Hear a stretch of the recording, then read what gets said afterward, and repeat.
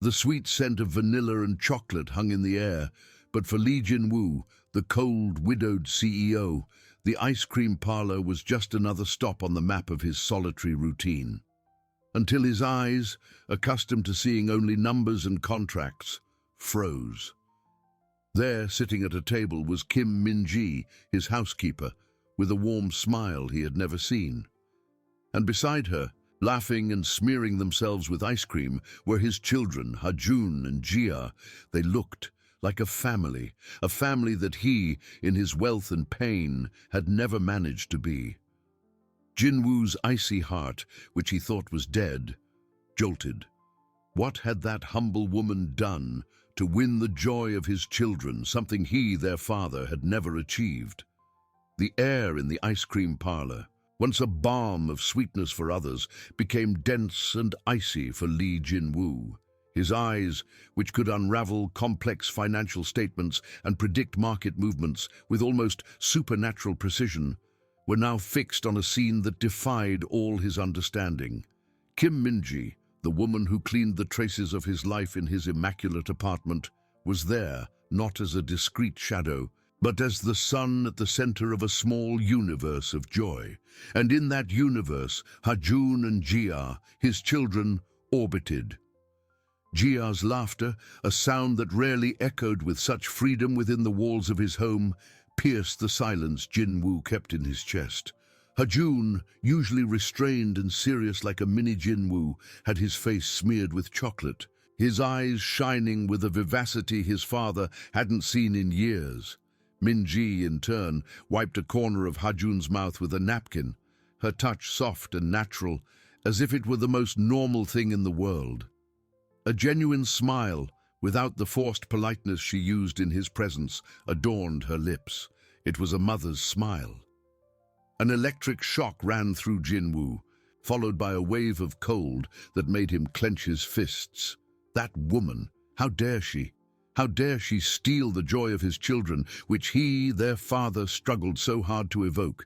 He loved them, in his distant, practical way. He provided everything, the best education, expensive clothes, a safe home. But joy, that unarmed spontaneity he now saw, was a luxury his wealth couldn't buy, and his pain wouldn't allow. He remembered a day a few months ago when he tried to take Ha-jun and Jia to an amusement park. The silence in the car, the clumsy attempt to tell jokes that fell flat, the feeling that they were just following a script. Ha-jun, with his intelligent gaze, seemed to read his soul, and Jia, little, sensitive Jia, seemed to feel her mother's absence at every turn. They returned home early, exhausted from a failed attempt at connection. The amusement park, a symbol of joy for so many families, became another reminder of his own failure. And now, here was Min-ji, with a simple ice cream, creating a scene of pure happiness. There were no expensive toys, no exotic trips, just her presence, her warmth, her attention. The scene was so intimate, so full of a complicity Jinwoo had never experienced with his own children, that a sharp pang of jealousy, a feeling he thought he had buried along with his wife, pierced his heart. His gaze fixed on Min-ji. She was simple, unadorned, wearing modest clothes he saw daily in his apartment. But there, she radiated a different beauty, a beauty of soul he had never noticed. How could he have been so blind? She wasn't just the housekeeper. She was a woman who somehow had found the key to his children's hearts, a key he, their father, had lost or never possessed. The tension within him grew, a tight knot of anger, confusion, and a searing pain. He wanted to step forward, confront them, demand explanations. But what would he say? Why are my children happy with you and not with me?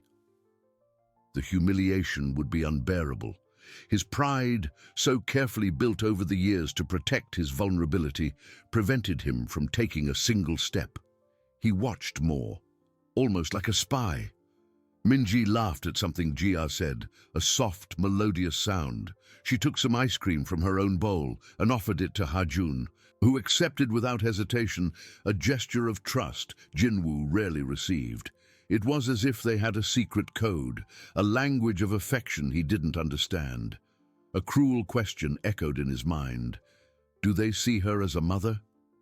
The idea was a physical blow. His late wife, Yujin, was irreplaceable. No one could take her place.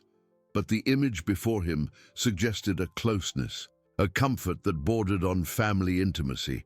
Jinwoo felt his face stiffen, his jaw locked. He couldn't stay there, watching that charade of happiness that excluded him. The sweetness of the ice cream, the children's laughter, everything turned into a bitter poison in his throat. He needed to leave, to breathe, to think. But the image of Minji, his children, and her smile etched itself into his mind, an open wound he didn't know how to heal. The ice cream parlor, once a place of passage, was now the stage for a painful revelation. He had a new problem, one that wealth and power couldn't solve, and the solution, he knew, would be as complex and painful as the mystery he had just discovered. He turned, the shadow of his imposing figure swallowing the sunlight, entering through the door, leaving behind the scene that had turned his world upside down. The ice cream parlor door closed with a soft click, but the sound, for Lee Jinwoo, echoed like thunder in his soul. He didn't turn to look back. He couldn't. The image of Kim Min-ji and his children, Hajun and Jia, burned into his retina, was more than enough to fuel the storm brewing inside him. The cold air of the Seoul street, which should have calmed his nerves, only intensified the icy sensations spreading through his veins. His steps were firm, automatic, but his mind was in a turmoil. The imposing facade of CEO, which he wore like an impenetrable armor, seemed to crack under the weight of such raw and unexpected emotion. Jealousy, anger, confusion, and above all, a searing pain he thought he had buried along with Yujin, his wife. He got into his luxury car, the interior silent and air-conditioned, a sanctuary of control and order. But even there he found no refuge. The soft leather steering wheel seemed to burn under his hands. He started the engine, but didn't drive off immediately. His eyes were fixed on the rearview mirror, not to see traffic, but to relive the scene that haunted him. Minji's smile, Jia's laughter, Hajun's smeared face, the intimacy, the happiness, everything he, the father, the provider, couldn't offer. How was it possible? He had given his children everything money could buy, the best tutors, the most advanced toys, designer clothes, a home that was the personification of perfection. But the joy he witnessed in the ice cream parlor, that unarmed spontaneity, was something his wealth couldn't buy and his pain wouldn't allow him to generate. He remembered the clumsy attempts to connect with Hajun and Jia after Yujin's death, the afternoons at the park that ended in silence, the meals in expensive restaurants where the sound of their own cutlery seemed deafening. He tried, he really tried, but Yujin's absence hung over them like a cold mist, and he, in his own pain, didn't know how to dissipate it. He became the pillar, the provider, the disciplinarian, but never the son. And now Kim Min-ji, the woman who cleaned the remnants of his life, who was a discreet shadow in his apartment, had become the sun. How dare she? How dare she fill the void that he, the father, couldn't? The thought was a bitter poison. He stepped on the accelerator, the car gliding through the Seoul night streets. The speed, the urban landscape passing by in a blur, couldn't drown out the voice in his head.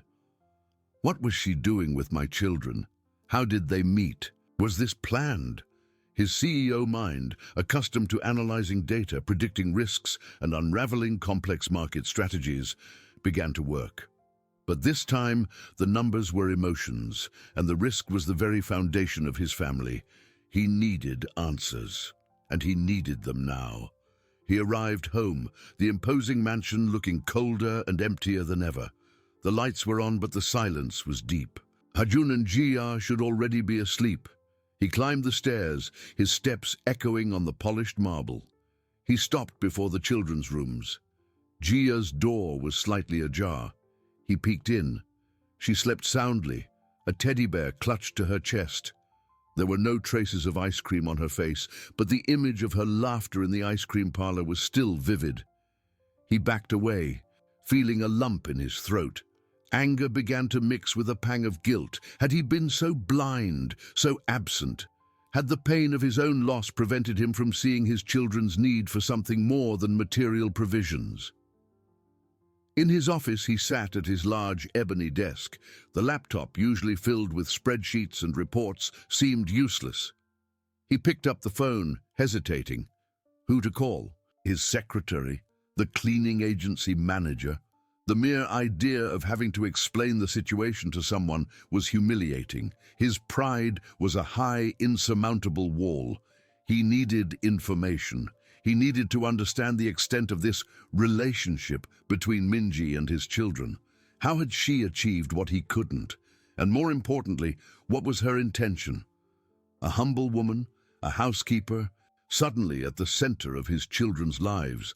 Jinwoo's mind, accustomed to seeing conspiracies and ulterior motives in every market movement, began to weave dark scenarios. Was she an opportunist? Someone who saw in his children a gateway to his wealth? The idea was repugnant, but he couldn't dismiss it. His world was a place where people frequently sought advantages. But her smile, the warmth she radiated, it was so genuine, so pure. This confused him even more. He stood up and walked to the window, looking out at the illuminated city. The tension in his chest was almost unbearable. He couldn't ignore it. He couldn't pretend he hadn't seen it. The scene in the ice cream parlor had broken something inside him, something he thought was solidly sealed. The solution, he knew, wouldn't be simple. It wouldn't be a contract to be signed, nor a problem to be solved with money. This was a matter of the heart, an unknown and dangerous territory for Lee Jinwoo. But one thing was certain, he wouldn't stand by. He would discover the truth, and Kim Min-ji, the housekeeper who dared to become a maternal figure to his children, would be confronted. The war, silent and painful, had just begun. The next morning, the mansion was in its usual silence. Jinwoo hadn't slept. Instead, he spent the night reviewing the house's security records, Minji's schedule, every detail that could shed light on the puzzle. There was nothing to indicate unusual behavior from Minji inside the house. She always performed her duties with discretion and efficiency. But the absence of evidence didn't mean absence of guilt, only that her operation was more subtle than he imagined. He needed a direct approach. With the dawn light filtering through the heavy curtains of his office, Jinwoo picked up the phone. Speed dial for the cleaning agency. His voice, cold and controlled, didn't betray the storm still raging within him. I would like to request a meeting with Ms. Kim Min-ji. It's about an urgent matter related to cleaning services at my residence for this afternoon, if possible. The agency's secretary, accustomed to his authoritative voice, promptly confirmed she would try to schedule it. Min-ji, oblivious to the web being woven around her, finished her shift in another apartment. Her heart was still light from the previous afternoon with Ha-jun and Jia. They were such sweet children, and the joy on their faces as they licked ice cream was a greater reward than any salary. She wondered if Jinwoo, their father, ever saw them like that, so relaxed and happy. A sigh escaped her lips. She knew her place was that of an employee, but she couldn't help but feel genuine affection for those children. Her phone rang. It was the agency. Ms. Kim, Mr. Lee Jinwoo has requested a meeting with you for this afternoon at 3. It seems to be something urgent. Minji felt a chill down her spine. Jinwoo had never requested a personal meeting with her. Their interactions were minimal, limited to brief greetings or instructions through the housekeeper. Urgent? What could it be? Her heart began to beat faster. She hadn't done anything wrong, had she? The image of the children's smiles in the ice cream parlor flashed in her mind. A pang of apprehension hit her. She thanked the secretary, hung up, and looked at the clock. 3 o'clock. Just a few hours until she was face to face with the CEO, unaware that he had already uncovered a secret that would change everything. The tension was palpable. The stage was set for the confrontation. The afternoon dragged on for Li Jinwu, each minute an eternity of anticipation and calculation. He hadn't touched his lunch, hunger replaced by an insatiable thirst for answers. In his office, the panoramic view of Seoul seemed indifferent to the storm brewing inside him. He mentally reviewed every possible scenario, every question he would ask, every reaction he expected from Kim Min-ji. His CEO mind was in crisis mode, but the crisis wasn't a corporate merger or a market scandal. It was something far more intimate and corrosive. The image of his children's smiles, so free and uninhibited in the ice cream parlor, was a constant thorn, piercing his armor of coldness. He felt betrayed, not just by Min-ji, but by himself, by his own blindness. How could he, the man who controlled empires, have lost control of something as fundamental as the happiness of his own children? Guilt was a slow poison, mixing with anger and jealousy. He needed a confession, an explanation, a motive that could justify what he saw as an unforgivable invasion. Meanwhile, Kim Min-ji felt the weight of time in a completely different way. Each tick of the clock was a hammer beating in her chest. She tried to focus on her tasks, but her hands trembled slightly as she folded clean clothes. Urgent. The word echoed in her mind, laden with a dark premonition. She reviewed every day, every interaction in the Lee mansion. She had always been discreet, always professional. She had never broken a rule, never interfered. But the memory of the ice cream, of the children's laughter, brought a warmth, and at the same time, an icy chill. Had someone seen them? Had Mr. Lee found out? A pang of fear hit her. It wasn't just her job at stake, but the agency's reputation and, more importantly, the trust she had silently built with Ha-jun and Ji-ah. They were so vulnerable, so starved for affection. She couldn't risk hurting them. But how to explain the inexplicable? How to justify the genuine joy she felt in their company? At precisely 3 o'clock, Min-ji was at the door of Li Jinwu's office. The housekeeper, Ms. Park, with a look that seemed to carry a mixture of pity and curiosity, indicated she could enter. The office was vast, imposing, with an ebony desk that looked like an altar of power. Jinwoo was seated, his silhouette dark against the light from the window, his face an impenetrable mask. He didn't invite her to sit.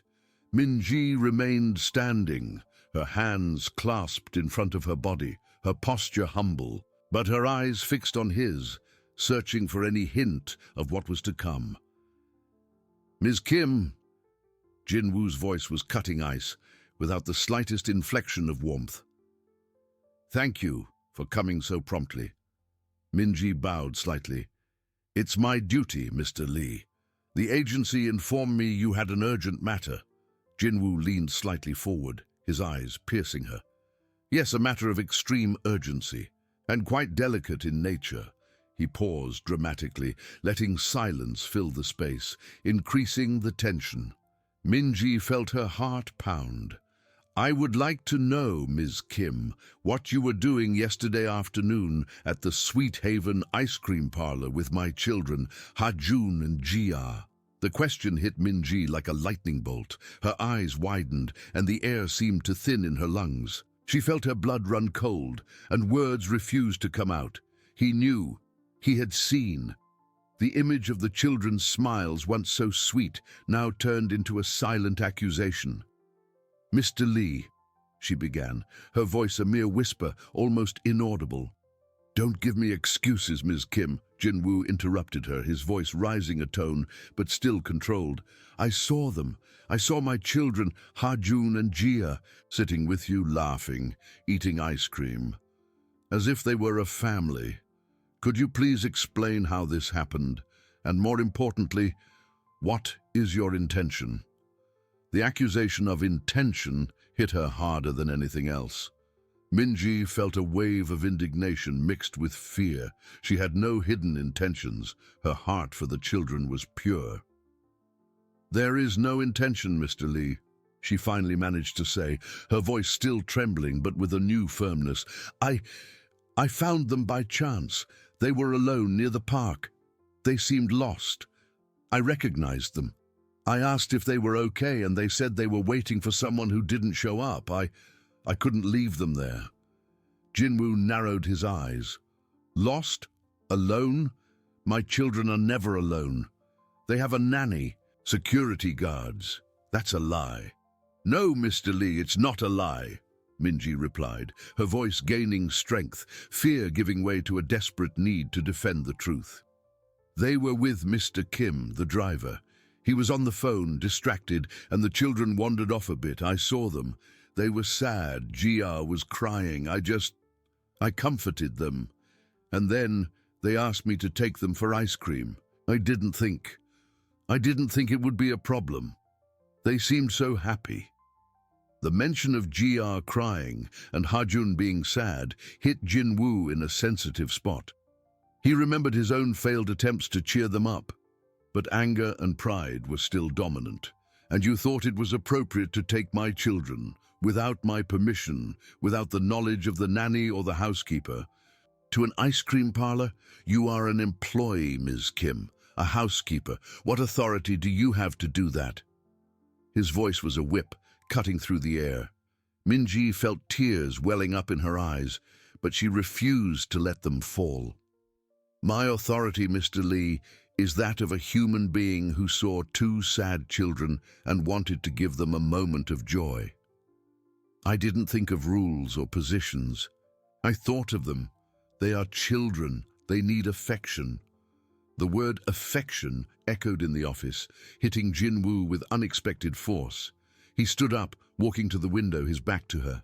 The image of Minji, small and fragile in his grand office, but with an unwavering dignity, confused him. "Affection," he repeated, his voice lower, but still laden with a hidden pain. "You think my children don't have affection? I give them everything they need. They have everything money can buy, Mr. Lee," Minji said, her voice now soft but firm. "But what they needed, what they asked for, wasn't a new toy or a trip. It was an ice cream and a smile, something that I saw they didn't have at that moment." Jinwoo turned abruptly. "Are you accusing me of being an absent father?" "No, Mr. Lee," Minji replied, looking him directly in the eyes despite her fear. "I'm just saying what I saw and what I felt. They are wonderful children, Mr. Lee. They just need a little light." The word light hit him with the force of a revelation. He remembered thinking of her as the sun for his children, the sincerity in her eyes. The absence of any malice was undeniable, but the jealousy, the pain of his own failure as a father, still burned. "That doesn't change the fact that you acted recklessly and without authorization," Jinwoo said, returning to his cold posture. "You are an employee, there are limits, and you crossed them." Minji lowered her head, hope draining away. She knew what would come next. "I understand. Mr. Lee," she said, her voice choked, "if you wish to dismiss me, I will accept, but please know that my intention was never to harm, only to help." Jinwoo watched her, his mind in a turmoil. Dismissing her was the logical, easiest solution, but the image of his children happy and Minji's words about light and affection haunted him. He couldn't simply erase the scene from the ice cream parlor, nor the truth it revealed about his own absence. The war he thought he had started now seemed far more complex. "No," Jinwoo said, his voice lower, almost a whisper. "I will not dismiss you, not yet." Minji looked up, surprised, but Sadie continued, his voice hardening again. "This is a warning and a condition. You will no longer have contact with my children outside of your cleaning duties, and if I find out you are interfering in their lives again, the consequences will be severe. Do you understand?" Minji nodded, relief mixed with a pang of sadness. Yes, Mr. Lee, I understand. He watched her for a long moment, his eyes cold and calculating. The battle hadn't ended, only changed form. He had set his limits, but the image of the light she brought to his children would remain, a seed of doubt planted in his icy heart. The office door closed behind Minji, but the silence that followed brought no peace to Lee Jin-woo. The truth was, he didn't know what to do with the woman who, in a single encounter, had exposed the biggest flaw in his life. Silence swallowed Lee Jin-woo's office, a heavy vacuum Minji's departure left behind. He remained with his back to the door, his silhouette even more rigid against the cold light from the window. The warning, the condition, everything had been said with the calculated coldness of a CEO. But the truth was that Kim Min-ji's words had pierced his armor in a way no corporate negotiation ever could. Light, she had said. Affection. Those words echoed, a disturbing refrain mixing with his children's laughter in the ice cream parlor. He tried to rationalize. Not dismissing her was a strategic decision. It would avoid the scandal of firing an employee for a misinterpreted act of kindness, protect the agency's image, maintain stability in the mansion. But deep down, Jin-woo knew the real reason was more complex, more intimate. He couldn't erase the image of that scene, nor what it revealed about his own failure. Anger still simmered, but now it was mixed with a pang of shame. How could the man who moved mountains in the business world be so blind, so ineffective in the lives of his own children? He turned from the window, his gaze sweeping the immaculate office, but without truly seeing. The ebony desk, the expensive books, the artwork. Everything seemed empty. What did his children really need? It wasn't ice cream, he convinced himself. It was discipline, structure, a secure future, but their smiles with Min-ji. It was a smile he rarely saw. A sharp, almost physical pain tightened his chest. Was it jealousy? Was it guilt? He didn't know. The only certainty was that he needed to understand. He needed to understand Kim Min-ji. Meanwhile, Min-ji walked through the mansion's corridors, each step an echo of her own uncertainty. The relief of not having been dismissed was a thin thread, easily obscured by the sadness of the imposed condition. No more contact with Ha-jun and Jia. The order was clear, the barrier insurmountable. She felt as if she had been banished from a small paradise she had barely begun to explore. Her heart ached at the thought of the children. They were so pure, so needy. That moment in the ice cream parlor, the genuine joy on their faces, had been a balm for her own lonely soul. Now she would have to see them, pass them in the corridors, and pretend they were just another element of the mansion to be cleaned and organized. The idea of ignoring their curious glances or their small waves was too heavy a burden to bear. But she had no choice. Mr. Lee was the boss, and his orders were law. She promised herself she would be professional, that she would follow every rule, no matter how much it hurt. In the days that followed, a new and strange tension hung over the Lee mansion. Jin-woo, who once barely noticed the housekeeper's presence, now seemed to have his eyes on her, even if disguised. He caught himself observing her from afar, through half-open doors, or on discreet security cameras. She moved with a silent grace, her hands agile and efficient, cleaning every corner with a dedication he didn't expect. She was just a housekeeper, but there was something in her posture, in her quietness, that intrigued him. He noticed that Min-ji avoided the times when the children were most active. If Ha-jun and Jia were playing in the garden, she focused on the indoor areas. If they were in the playroom, she dedicated herself to the bedrooms. It was a silent dance of evasion, proof that she was following his orders. And paradoxically, this irritated him even more. He wanted to catch her red-handed. He wanted to prove she was an intruder, but she was impeccable. The children, in turn, felt the change.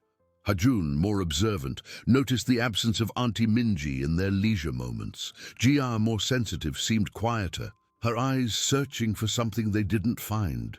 One afternoon, Jinwoo heard Jia ask the nanny, "Where is the lady who gave me ice cream?"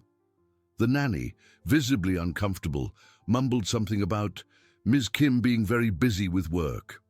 Jinwoo, hidden behind a newspaper, felt a tightness in his chest.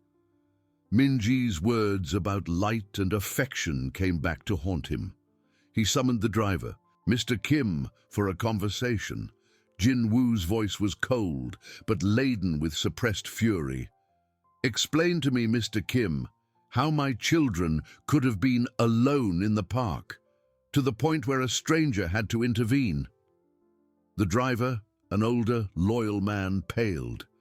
He tried to apologize, explaining that he had received an urgent call about his wife's health and had been distracted for just a few minutes. The truth was, he had wandered off more than he should have, and the children, bored, had strayed. The driver's confession didn't bring the satisfaction Jinwoo expected. Instead of alleviating his anger, it only intensified it, directing it towards himself. He had trusted others to care for his children, and they had failed. But the greater failure he knew was his own. His absence, his coldness, had created a vacuum that even a housekeeper could fill with a simple ice cream and a smile. The tension in the mansion was palpable. Jinwoo was in a constant state of vigilance, watching Minji, watching his children, and without realizing it, watching himself. He had imposed a barrier, but each day, Minji's silent presence and the absence of her light in his children's lives seemed to erode the foundations of his cold, controlled world. He didn't know what to do with this woman who, with a simple act, had revealed the biggest flaw in his life, and now, with her forced absence, continued to expose it. The battle was not won, it was just beginning, and the battlefield was his own heart. With each passing day, Jinwoo's observation became less about control and more about a search for answers. He didn't just want to understand Minji, he wanted to understand what she had that he didn't. He tried. He tried taking the children to the park, bought them the latest toys, even took them for ice cream at the same parlor, hoping to replicate the scene that haunted him. But Hajun and Jia's laughter was different. It was polite, educated, but it lacked the spontaneity, the uninhibited joy he had seen in the recording. The ice cream melted in his hands as he watched his children, and the truth was a bitter taste in his mouth. He was not her. He couldn't evoke that light. Minji, in turn, felt the weight of the gazes, even the disguised ones. She continued her routine, impeccable in her discretion. One morning, while cleaning the living room, she found a crumpled drawing by Jia, a smiling stick figure with long hair and a broom. Beside it, a small, "Thank you, Auntie Minji." Her heart tightened. She smoothed the paper gently, but placed it back exactly where she found it, wiping the table with firm movements, as if erasing any trace of her own emotion.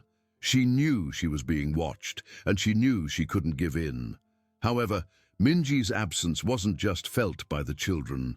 The mansion, once a place of icy order, now seemed to have lost a certain invisible warmth. The flowers in the vases seemed less vibrant, the sunlight less inviting. Jinwoo, in his constant vigil, noticed that the children tried to approach her. Hajun, with his innate curiosity, once accidentally dropped a book near her, hoping for an interaction. Minji merely picked it up, handed it to him with a polite smile, and continued on her way, her gaze fixed on the floor. Jia, bolder, tried to give her a flower picked from the garden, but the nanny intervened, leading the girl away with a hurried excuse. Minji felt Jinwoo's gaze on her, a mixture of approval and something else, something she couldn't decipher. Frustrated by his own failures and Minji's unwavering professionalism, Jinwoo decided he needed more information, not to find a reason to fire her, but to understand the source of her mysterious influence. He instructed his assistant, Mr. Park, with a voice that brooked no questioning. Mr. Park, I want a full report on Kim Min-ji, her work history, her family, her personal life, everything.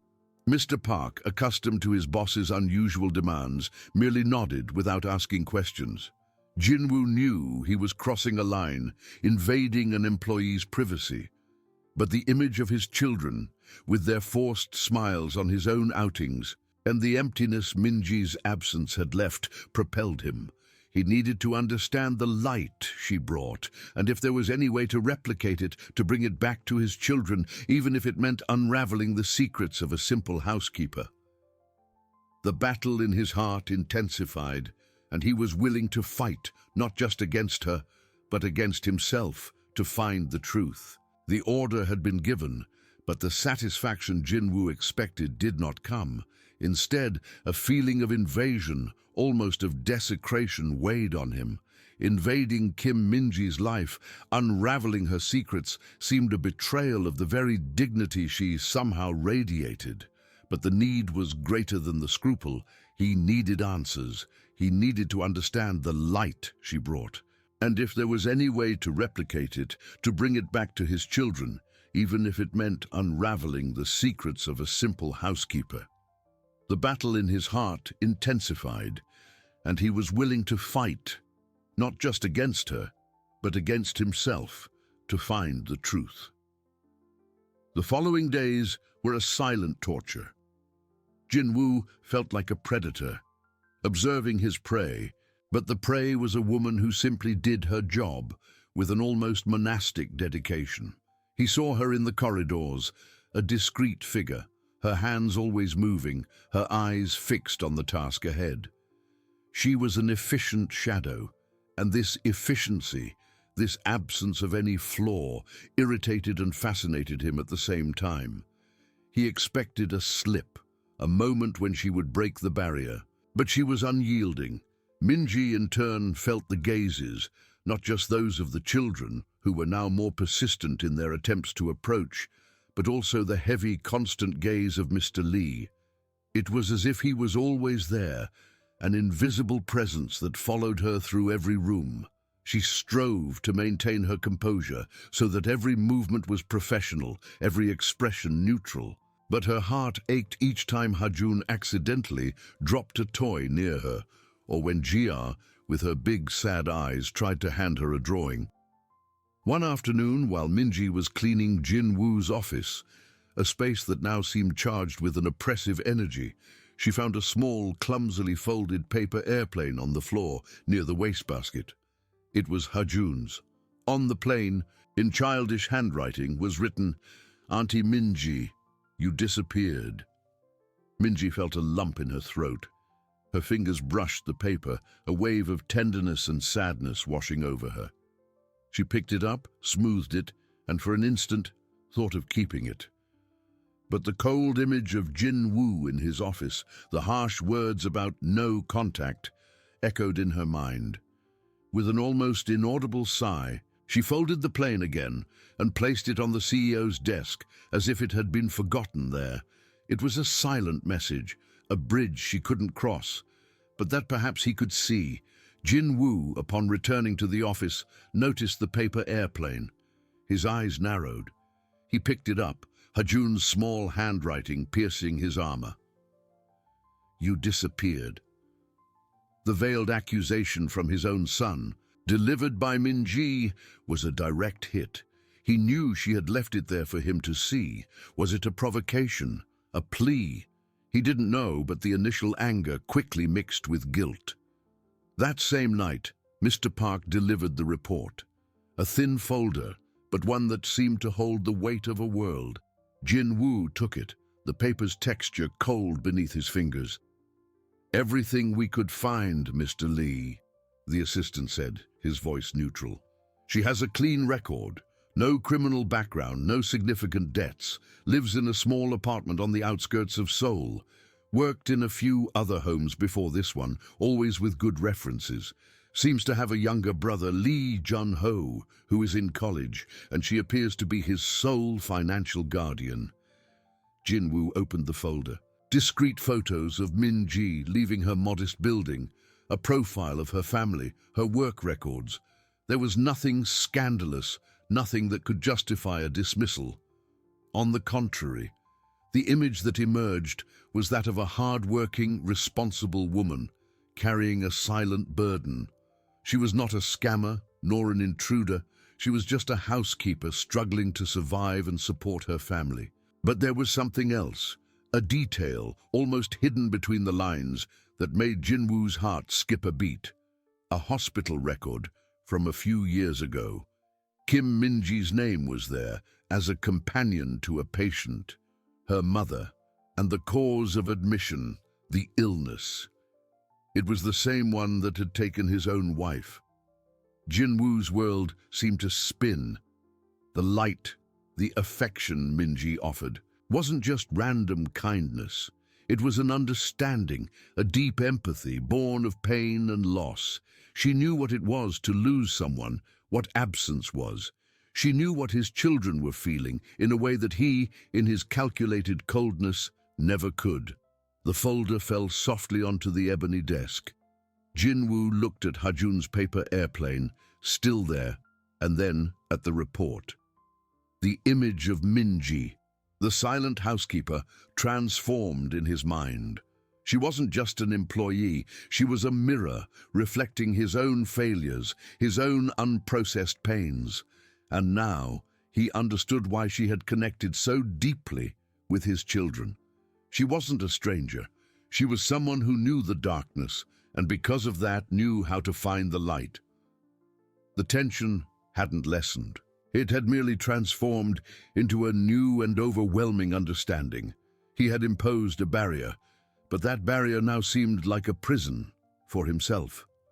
The ebony folder, once a symbol of control and investigation, now seemed like a mirror, reflecting Jinwoo's own fractured soul. The hospital record, the dates, Kim Minji's name as her mother's companion, and the cause of admission, the same illness that had stolen his wife, the mother of his children. The air in his office seemed thin, gravity increased, pulling him into an abyss of understanding and guilt. He had not only invaded her privacy, he had invaded a pain he knew intimately, a pain he thought was unique to his life. The light Minji radiated. The inexplicable connection with Hajun and Jia was not magic or manipulation. It was empathy. It was the silent language of one who had known loss, who had navigated the turbulent waters of absence. She wasn't just cleaning his house. She was, unknowingly, healing his children's wounds with the same tenderness she had no doubt dedicated to her own mother. And he, in his arrogant blindness, had tried to suppress her, to push her away, as if pain could be swept under the rug. Hajun's paper airplane, still on the desk, now seemed like a cry, not just from his son, but from Minji too. "You disappeared." An accusation that now weighed on Jinwoo with overwhelming force. He was the one who had disappeared, who had been emotionally absent, who had hidden behind a facade of work and control, while his children cried out for something he couldn't give, but which Minji, with her simplicity and her own painful past, offered naturally. He picked up the plane, his fingers tracing the childish letters.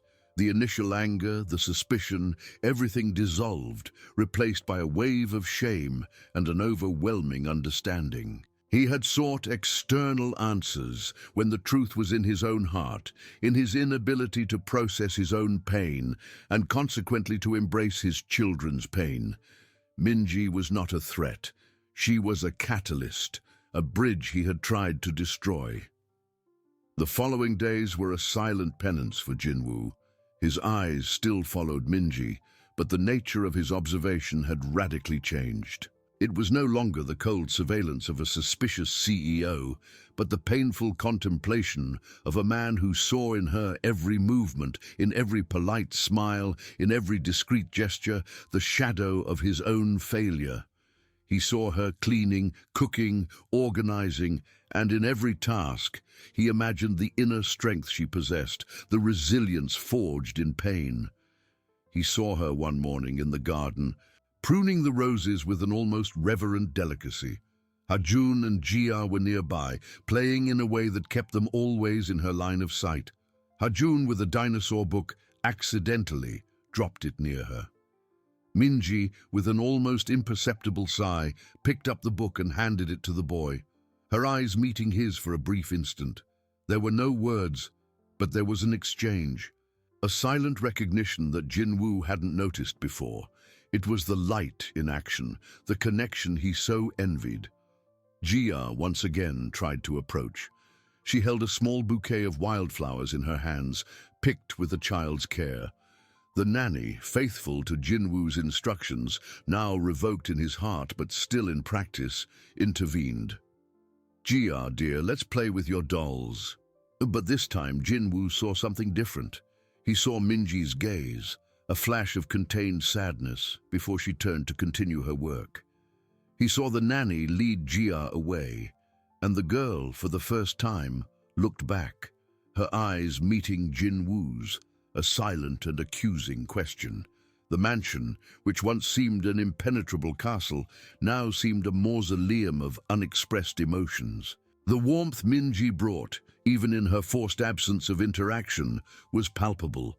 The flowers she arranged, the impeccable cleanliness, everything seemed to have a new layer of meaning. She was not just an employee. She was the guardian of a sanctuary he had neglected. Jinwoo began to change. Small gestures, almost imperceptible. He stopped avoiding the corridors when he knew she would be there. His eyes, once fixed on his phone or in his thoughts, now observed her with a different curiosity, a search for understanding, not for flaws. He caught her once in the corridor, carrying a pile of clean clothes. Their eyes met. Hers, as always, was professional, but he felt a pang of something more. Surprise, perhaps, or renewed caution. He merely nodded, a gesture that for him was recognition, but for her, perhaps, just a nod from the boss. The tension, once a stretched rope between them, was now a complex web of unspoken emotions. Jinwoo felt the weight of his own ignorance, the involuntary cruelty of his actions. He had demanded distance, but now distance was torture. He needed to get closer, not to control her, but to learn, to understand how she, with her own pain, managed to radiate so much light. He found himself thinking of his wife, in her last weeks, her last days, the same illness, the same battle, and the image of Minji, caring for her mother, fighting with the same hope and despair, filled the voids of his own memory. He had closed himself off after his wife's death, building walls around himself and his children. Minji, on the other hand, had transformed her pain into a source of strength, of compassion. The battle in his heart was no longer against Minji, but against himself, against the coldness he had cultivated, against the distance he had imposed. He needed to tear down the walls, not just for his children, but for himself. Minji's light was not something to be replicated, but to be understood and perhaps to be learned. He had to find a way to reconnect, not just with his children, but with the humanity he had lost. And the first step, he knew, would be to acknowledge the woman he had unjustly judged. The cold, widowed CEO was, for the first time in a long time, feeling the warmth. And he didn't know if he was ready to melt the warmth. It was a sensation Jinwoo had forgotten, or perhaps deliberately suppressed. Now he felt it, not like a gentle breeze, but like a slow fire, consuming the ice walls he had built around himself. The ebony folder with the report on Minji lay on his desk, a constant reminder of his own blindness. He had sought proof of a threat, and found a mirror reflecting the pain he shared, the humanity he had lost. Days dragged on in the mansion, each heavier than the last.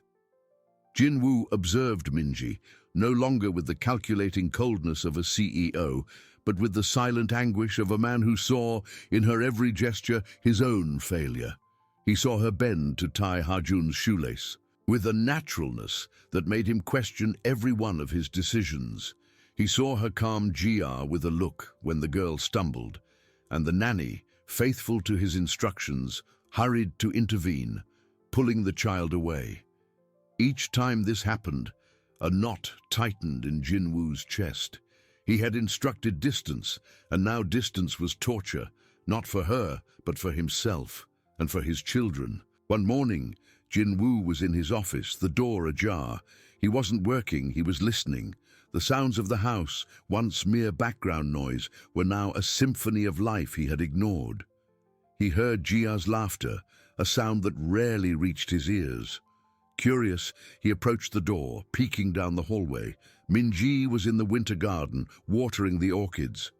Jia was sitting on the floor, a coloring book open on her lap, and Minji, with a gentle smile, pointed to the flowers, explaining their names. The nanny, for a moment, was distracted by a phone call. It was an instant of pure, innocent connection. The light Minji radiated was almost palpable, enveloping the girl in an aura of affection and attention. Jinwoo felt a tug at his heart. It was the same light he had seen in the ice cream parlor, the same one he had tried to extinguish. He saw Jia hand Minji a paper flower she had colored.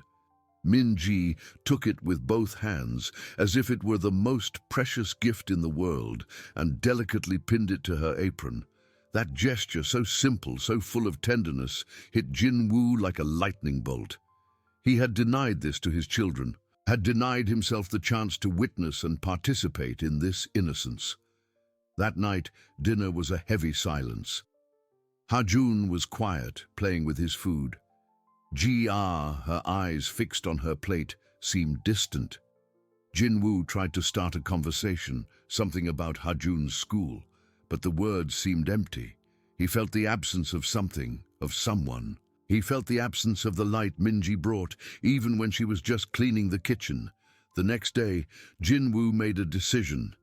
It wouldn't be easy nor quick. He couldn't simply reverse months of coldness and rules, but he had to try.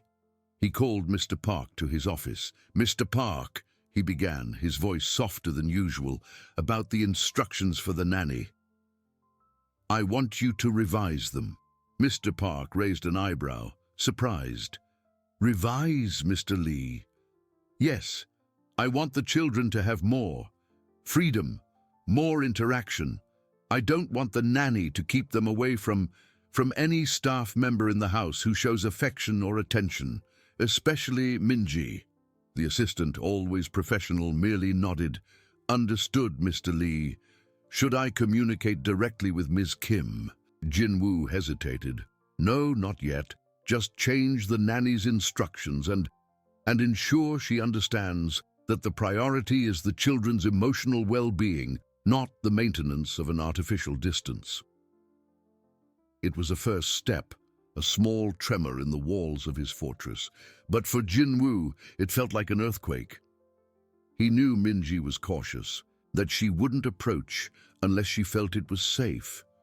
He had to create that safety, not just for her, but for his children. Later, he walked through the mansion, his steps echoing in the silence. He stopped in the hallway where the nanny usually intercepted Jia. He imagined the scene, the sadness in Minji's eyes, the confusion in his daughter. Guilt gnawed at him. He found himself in the library, picking up a children's book Ha-jun had forgotten. Instead of returning it to the nanny, he left it on the living room table, a silent invitation. He hoped Minji would find it, that she would return it to Ha-jun, perhaps with a few words, a smile.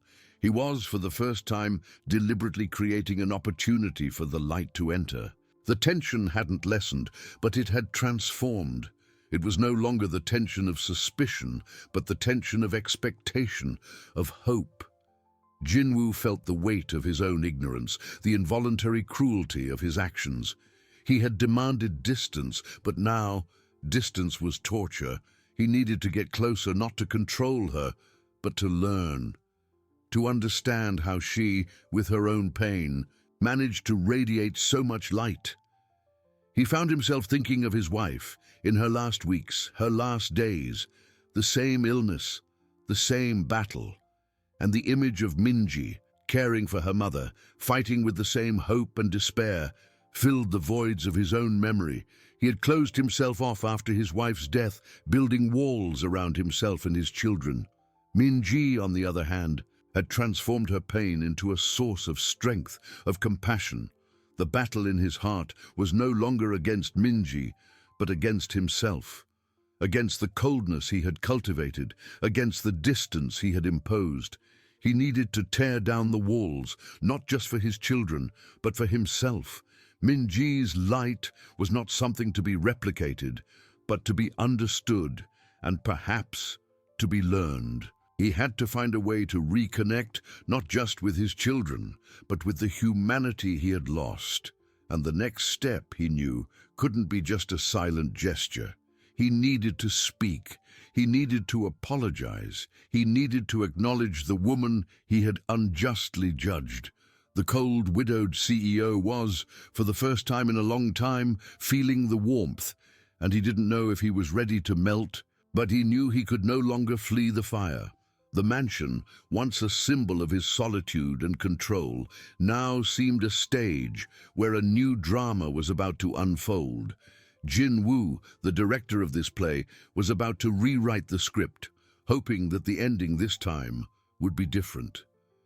He hoped that the light, once suppressed, could finally shine, and that he finally could warm himself in it, and no longer flee.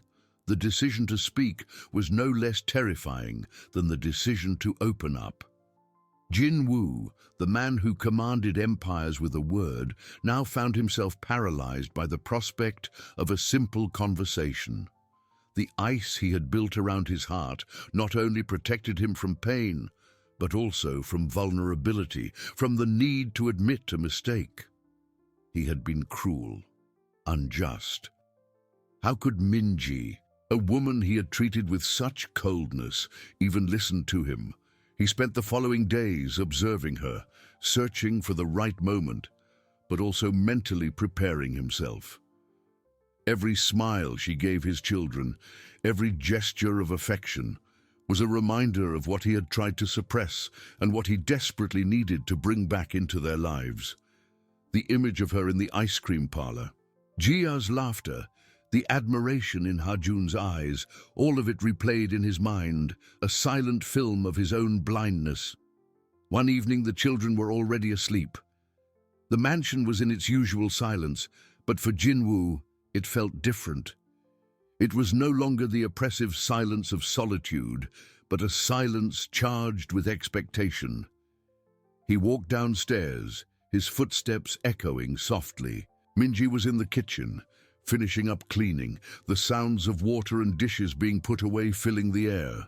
She had her back to him, her movements methodical, efficient. Jin Woo stopped at the kitchen doorway, the same spot where he had observed her with his children. His heart pounded in his chest, a strange and almost painful sensation. He cleared his throat. Minji turned abruptly, her eyes wide with surprise. The dish towel in her hands froze in midair. She looked like a startled deer, ready to flee. That look, so familiar, was the direct result of his past actions. Guilt hit him with renewed force. "Minji-si," he began, his voice hoarser than expected. He cursed himself for his lack of control. I need to speak with you." She nodded slowly, the dish towel still clutched. Her eyes showed no anger but a deep caution, a barrier he himself had erected. He took a step forward, then another, entering the kitchen. The space seemed smaller, more intimate, under the weight of the tension. I know my actions were unjust, that I was cold, and I am sorry." The words, once spoken, seemed small and insufficient for the extent of the damage he had caused.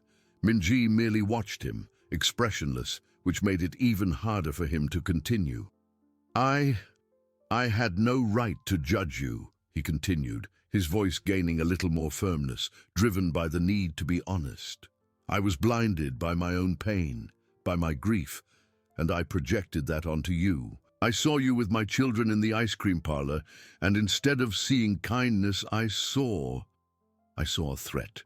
A threat to my control, to my idea of how things should be. I was wrong. He paused, taking a deep breath. The silence was deafening. Minji didn't move, her eyes fixed on him, as if trying to decipher every word, every nuance of his expression. "I saw how you care for them," he went on, his voice softening. "How you make them laugh, how you understand them. They need that. They need you. And I was trying to push them away from something that was good, something that was vital." He felt a lump in his throat. I saw you with your mother. I saw the same struggle, the same pain I felt, and yet you managed to transform that pain into compassion, into light. I couldn't." He lowered his gaze for an instant, shame burning on his face. "I am truly sorry, Minji-si, for everything, for making you feel unwanted, for doubting your kindness, for depriving my children of your presence." Minji finally spoke, her voice low, almost a whisper. "Mr. Lee, I don't understand." There was confusion in her eyes, but also a hint of something more, something Jinwoo couldn't identify. "I know it's hard to understand," he replied, raising his gaze to meet hers. "I barely understand myself, but I am trying. I am trying to change, for them, for myself." He gestured vaguely. "The instructions for the nanny. I changed them. I want you to feel comfortable interacting with Hajun and Jia. I want them to have the freedom to be close to whoever makes them happy." He expected an outburst, tears, anger, but Minji merely watched him, her expression still cautious. The barrier hadn't completely fallen, but perhaps, just perhaps, a small crack had appeared. "I don't expect you to trust me immediately," he added, the raw honesty in his voice. "I know trust is something that is built, and I destroyed it, but I am willing to rebuild it, if you allow me." Silence returned, but this time it was different. It was no longer a silence of cold tension, but a silence of contemplation. Minji looked away to the counter, then at her own hands, still holding the towel. She seemed to be processing every word, every emotion he had poured out. Slowly she raised her eyes again. "Mr. Lee," now she said, her voice a little firmer now, I appreciate your words. It wasn't forgiveness, but it wasn't a rejection either. It was a beginning, a small door opening. Jinwoo felt a relief that made him sway. That was the first step to tearing down the walls he had built, not just around his children, but around himself. He had exposed himself, made himself vulnerable, and the world had not collapsed. In fact, a small light had appeared on the horizon. He knew the path to redemption would be long and arduous, that Minji's trust, and perhaps even his own children's, would not be won overnight. But for the first time in a long time, Jinwoo didn't feel the weight of loneliness, but the promise of a connection. He had thrown himself into the fire, and although he still felt the intense heat, he was not burning. He was melting. And perhaps, just perhaps, that was exactly what he needed. The mansion, once a symbol of his solitude and control, now seemed a stage where a new drama was about to unfold. Jinwoo, the director of this play, had rewritten the script and hoped that the ending this time would be different. He hoped that the light, once suppressed, could finally shine, and that he finally could warm himself in it and no longer flee. The silence in the kitchen, after Jinwoo's words, was no longer the same. It wasn't the heavy silence of distrust, nor the oppressive silence of loneliness. It was a silence of reverberation, of echoes that Minji desperately tried to organize in her mind. "I appreciate your words." The phrase, spoken by her, seemed too small for the avalanche of feelings that hit her. Confusion, yes. Surprise, certainly. But also a hint of something she dared not name. Hope. Or perhaps just the relief that the silent war had come to an end. In the days that followed, the mansion seemed to breathe a different air. Jinwoo's footsteps were no longer the hurried, distant steps of a man in flight. He lingered, he observed, and more importantly, he acted. The revised instructions for the nanny were just the beginning. He began to appear in the living room when the children were playing with Minji, not to supervise, but to be present. At first it was strange, a man in an impeccable suit, sitting on a luxurious sofa, watching his children build blocks with the housekeeper, but the stiffness in his shoulders lessened. A discreet, almost imperceptible smile would appear when Jia laughed loudly, or when Hajun seriously explained to Minji the complex engineering of his toy tower. Minji, in turn, was in a constant state of alert. Every gesture from Jinwoo was analyzed, every word weighed. He didn't overwhelm her with conversation, but his eyes followed her with a curiosity that was no longer judgment, but a desire to understand. He caught her once in the kitchen, preparing the children's snack. "Min Ji-si," he said, his voice softer than she had ever heard it. "Is there anything you need for your mother?" The question caught her off guard. He remembered. He cared. She shook her head, a lump in her throat. "No, Mr. Lee, thank you." But the warmth of that small gesture, of that remembrance, began to melt a little of the ice she had built around her own heart. The children, oblivious to the emotional complexities of adults, flourished.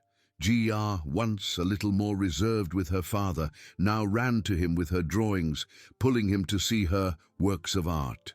Hajun, with his precocious seriousness, began to ask his father questions about his day, something that hadn't happened in a long time. Minji's presence, now validated and even encouraged, seemed to have opened a door for the family, allowing light to enter. They hugged her more often, shared their childish secrets, and saw her not just as the cleaning auntie, but as a figure of comfort and joy. But life, like a well-written Korean drama, is never simple. The tension, though transformed, had not disappeared. It merely changed form. Now it was not the tension of hostility, but the tension of uncertainty, of the fragility of a new beginning. Minji felt the weight of responsibility, the fear that everything could collapse at any moment. And Jinwoo, the CEO who commanded empires, now found himself navigating unknown emotional territory, each step uncertain, each interaction a test. One afternoon, while Minji was at the playground with the children, her phone rang. It was the hospital. The nurse's voice was gentle but carried an urgency Minji recognized immediately. Her mother's condition had worsened drastically. She needed to go. Now. The world around her seemed to blur. Jia's laughter, Hajun's swing, everything became a distant echo. Fear, cold and sharp, enveloped her. She rushed back to the mansion, her heart pounding. Jinwoo was in his office, the door ajar. She hesitated, but urgency propelled her. She knocked on the door, her voice choked. "Mr. Lee, I need to go." Jinwoo looked up from his documents, his expression serious. "What happened, Minji-si?" He noticed the paleness in her face, the tremor in her hands. "My mother. The hospital called. It's serious." For an instant, time stopped. Jinwoo saw in her the same pain, the same despair he had felt. The image of his wife in her last days, the lost battle, everything returned with overwhelming force. But this time, it wasn't to close him off, it was to open him. He stood up abruptly, knocking over his chair. "Go. I'll take you, and the children will stay with me." He didn't ask, he didn't hesitate. It was an order, but an order of support, of care. Minji looked at him surprised. "But the children—" "I'll take care of them," he interrupted, his voice firm. "Your mother needs you. Go get ready. I'll get the car keys." The speed of his reaction, the absence of any questioning about her work or her responsibilities in the mansion, hit her like a wave. He wasn't just talking about trust, he was acting. In the car, the silence was heavy, but different. It wasn't the silence of strangers, but the silence of two people sharing an invisible burden. Jinwoo drove with intense concentration, his eyes fixed on the road, but his mind, Minji knew, was elsewhere. He dropped her off at the hospital entrance without a superfluous word, just a nod. "Anything, call me," he said, his voice low. Minji entered the hospital, the smell of antiseptic and despair enveloping her. Hours passed in a fog of medical information, worried faces, and the constant pain of watching her mother fight. She called Jinwoo only to say she would stay the night. "Stay as long as you need," he said, his voice calm. "The children are fine, sleeping. I'm with them."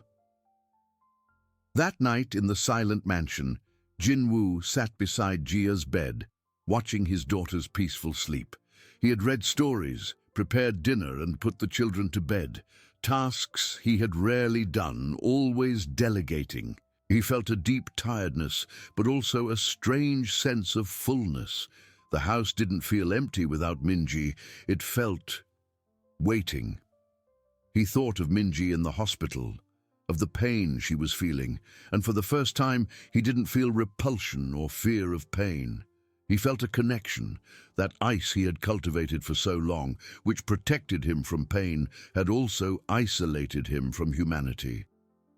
Minji, with her own pain, had found a way to connect, to radiate light. And now he was beginning to understand. He was beginning to feel the warmth, not just from his children, but from the possibility of a real human connection. The mansion, once a symbol of his solitude and control, now seemed a stage where a new drama was about to unfold. Jinwoo, the director of this play, had rewritten the script and hoped that the ending this time would be different. He hoped that the light, once suppressed, could finally shine, and that he, finally, could warm himself in it and no longer flee. But the night in the hospital, the uncertainty of life, and the fragility of a new beginning still hung over them, proof that the path to redemption was long, and that the true test of his melting was yet to come. The night at the hospital dragged on in a silent eternity, punctuated only by the distant beeps of machines and the anxious whispers of family members. Minji felt time distort, each minute an hour, each hour a day. The smell of alcohol and disinfectant seemed to permeate her soul, and the sight of her mother, so fragile, connected to tubes and wires, was a knife twisting in her chest. She held her mother's wrinkled hand, seeking a warmth that barely existed, and prayed. She prayed for strength, for a miracle, for a sign that the light would not go out. Meanwhile, in the Lee mansion, Jinwoo found himself in a role he had rarely played. The house, once a sanctuary of his controlled solitude, now echoed with the slumbering presence of his children. He had prepared a simple dinner, clumsily read a story to Jia, who fell asleep with a smile on her face, and calmed Ha-jun, who asked for Minji before finally succumbing to sleep. He sat in the living room, darkness enveloping him, but no longer the cold, empty darkness he knew. It was a filled darkness, a darkness of responsibility and, surprisingly, of a newfound warmth. He thought of Minji, alone in the hospital, facing her own battle. The image of her, pale and desperate, haunted him.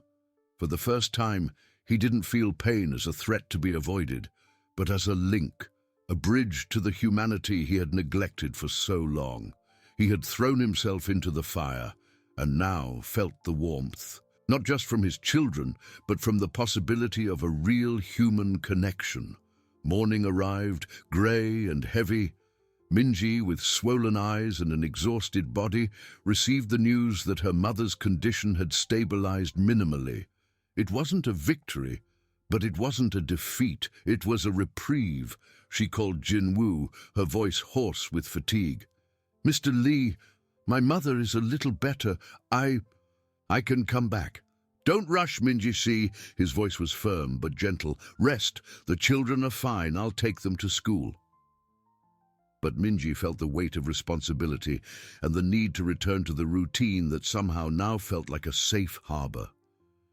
She arrived at the mansion late morning, a ghost of herself. Jinwoo was waiting for her at the door, something he had never done before. His eyes, which had once been cold and distant, now observed her with palpable concern. "You are exhausted, Minji-si," he said, his voice low. "Please go rest. I'll take care of the children today." Minji shook her head, a lump in her throat. "No, Mr. Lee, I'm fine. I need to work." But he wouldn't accept it. "No, you're not fine. Go to your room. Rest. It's an order." The word order still carried weight, but this time it was an order of care, not control. Minji, too weary to argue, merely nodded and went upstairs, feeling the weight of the world lift from her shoulders for a brief moment. The children, seeing her, ran to hug her, their small faces full of concern. "Minji-si, are you okay?" Jia asked, her eyes wide and curious. "Is Mom better?" Hajun, more restrained, just hugged her tightly. Minji assured them that everything was fine, but her exhaustion was visible. Jinwoo watched the scene, a strange pang in his chest. The ease with which his children connected to Minji, the comfort she brought them, was something he, as a father, still struggled to offer. That afternoon, while Minji rested, Jinwoo tried to entertain the children. He tried to read a book, but Jia was restless. "Daddy, can we go out? Minji-si always takes us for ice cream when we're sad." The mention of ice cream and Minji together hit Jinwoo. He had avoided ice cream since his wife's death, a memory too sweet to bear. But now his children were asking, and the image of Minji, exhausted, came to his mind. Perhaps a little fresh air and a sweet treat could cheer them up, and her too. "Minji-si is sleeping," Jinwoo said, a little hesitantly. "But maybe I can take you for ice cream." The children's eyes widened. "Really, Daddy?" Jia jumped. "Yes," he replied, feeling a strange nervousness. "But let's wait for Minji-si to wake up. She needs a little joy too." When Minji finally came downstairs, feeling a little more refreshed, Jinwoo was waiting for her in the living room with the children, who were visibly excited. "Minji-si," Jinwoo began, a little awkwardly.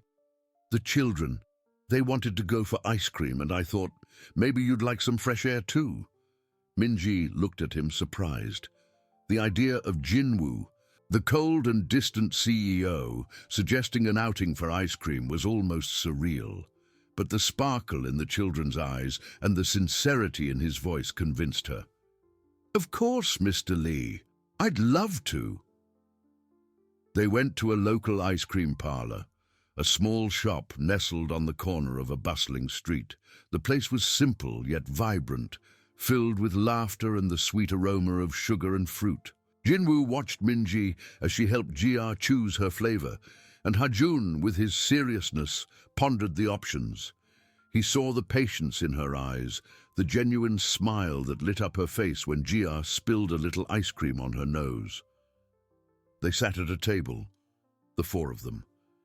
Jinwoo, in his impeccable suit, seemed a little out of place, but the sight of his children laughing and talking with Minji as if it were the most natural thing in the world began to melt the armor he had built. Minji was telling a funny story about a squirrel she saw in the park, and the children giggled, completely absorbed. She wiped the corner of Jia's mouth with a napkin, and Ha-jun shared a piece of his waffle with her. In that moment, Jinwoo saw. He saw a family, not the family he had lost, but a new form, a new hope. Minji, the housekeeper, the stranger he had hired, had become the heart beating at the center of his children's lives. She was the warmth, the joy, the connection that he, in his pain, had failed to provide. He felt a lump in his throat, a mixture of gratitude, admiration, and a pang of something deeper, something he dared not name. He had been surprised to see her with his children, not in a sense of shock, but of an epiphany. She was not just the housekeeper, she was the light that had entered his home. and their hearts. And he, the millionaire and cold CEO, was there, watching her, watching them, and for the first time in a long time, feeling part of something real. The tension had not disappeared, but it had transformed into an anxious expectation. What would he do with this new discovery? How could he embrace this family that was forming before his eyes? And what did it mean for their future and for his? The ice cream parlor, a place of simple pleasure, had become the stage for the most profound of revelations. In that sweet hum of the ice cream parlor, Jin-Woo didn't just see Min-ji and his children. He saw fragments of a future, of a life he had sworn to himself he would never have again. Jia's laughter, Ha-jun's contained smile, the way Min-ji looked at them with a tenderness he recognized, but had never received or given so openly. It was as if a dense fog, which for years had obscured his vision, finally dissipated. He had built walls so high to protect himself from the pain of loss that he ended up isolating himself from the very essence of life, human connection. Min-ji, with her simplicity and her silent strength, had infiltrated every crack in those walls, not with a sledgehammer, but with the soft light of her presence. She wasn't just the housekeeper, she was the guardian of his children's joy, the confidant of their little secrets, the hand that guided them when he was absent. And now she was there, wiping Jia's face with a napkin, sharing laughs about an imaginary squirrel. And he, the cold and distant CEO, was merely an observer, a guest in a moment that seemed to belong to them. A sharp pang, but not of pain, but of a complex emotion, passed through his chest. It was gratitude, yes, but also admiration, and above all, an overwhelming desire to be part of that scene. Not to be just a spectator, but an active participant. He had been surprised to see her with his children, not out of shock, but out of an epiphany. She was not just the housekeeper, she was the light that had entered his home and their hearts.